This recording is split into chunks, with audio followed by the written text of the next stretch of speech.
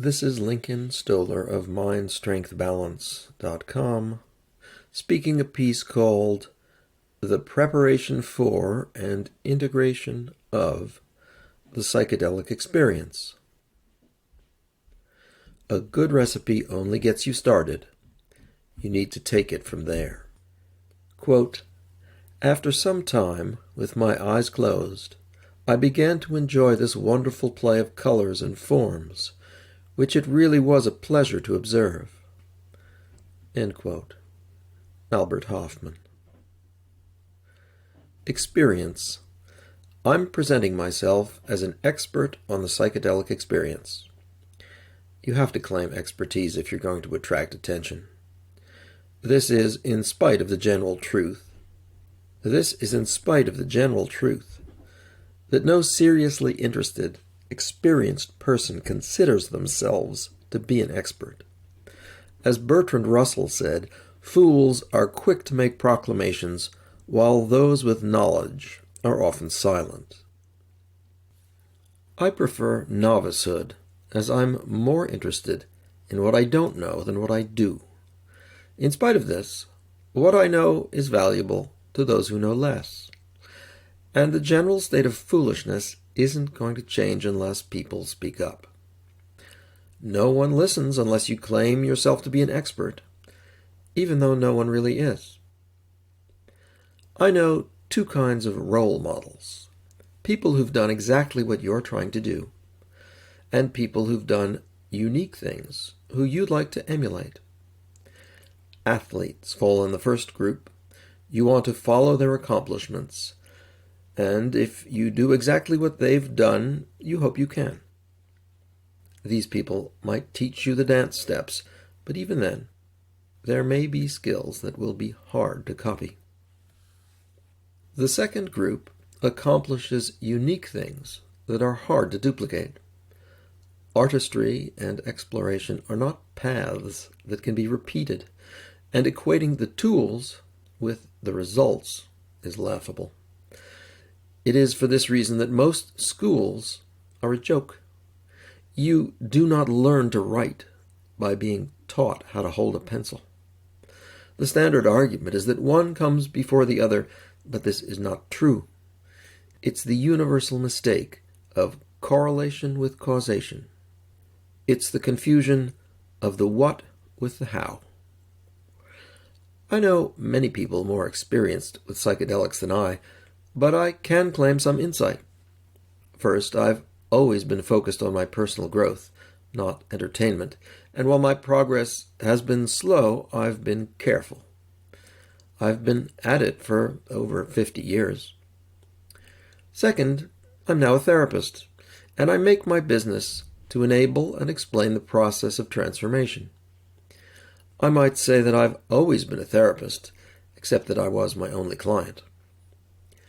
I can now see the psychedelic experience in everyday life, in the form of manufactured reality and disordered thinking. On that basis, I'm qualified to describe psychedelics as a normal part of life. Medicine.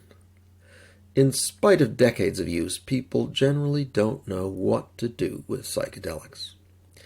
They're like medicines, but they've hardly been used as medicines. They are like catalysts, but catalysts require your participation. This is true of most medicines. A good medicine only gets you started. You need to take it from there. The Western approach to medicine is pretty screwed up.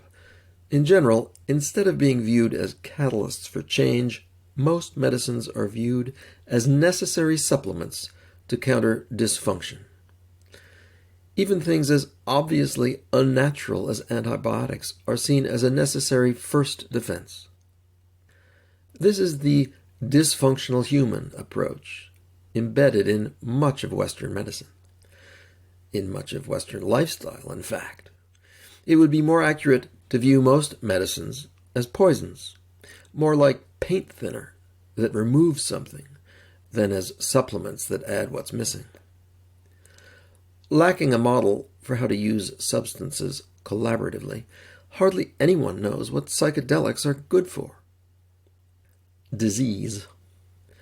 There is a groundswell of interest in the use of psychedelics for psychotherapy, and I really object to this. These are transformative medicines that are abused when their use is limited to psychology's main goal of returning people to normal. I have this problem with psychologists in general. They are not trained, and they are not selected to support change, but rather to restrain it.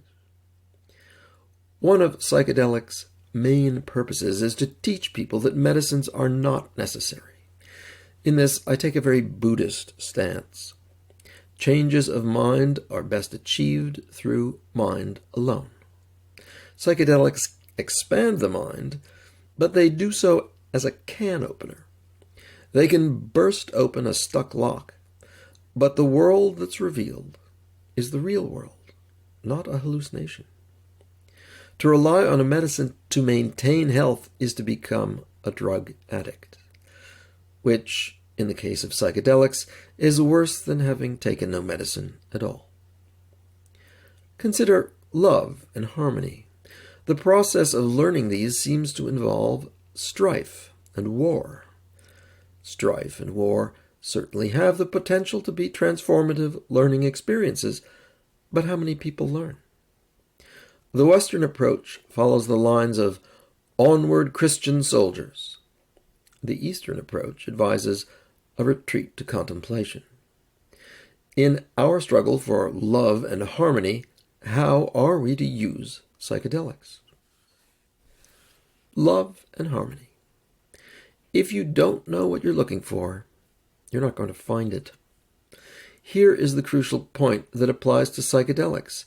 You only learn what's within reach, and most of the time, only you can be the judge of what that means. This is the essence of having a path. A path is the steps that lead you forward. There is a benefit to understanding the terrain, but the terrain is not your destination. The terrain stands between you and where you want to go. The trouble is, there's a lot more terrain than there are correct paths through it. We do need to explore the terrain, but not to focus on it. Most people spend their whole lives stuck in the terrain. They not only don't make their way through it, but they lose their way in trying, if they ever did. These are questions about not knowing, not questions about knowing, and they're answered by looking at the questions they foster, not the answers provided to you. The surest way to find answers is to spend time focusing on questions. Searching for answers does not reveal them, but exploring questions does.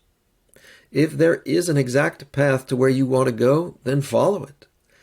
It gets you there in only the simplest cases, like learning to drive a car or cook a hamburger.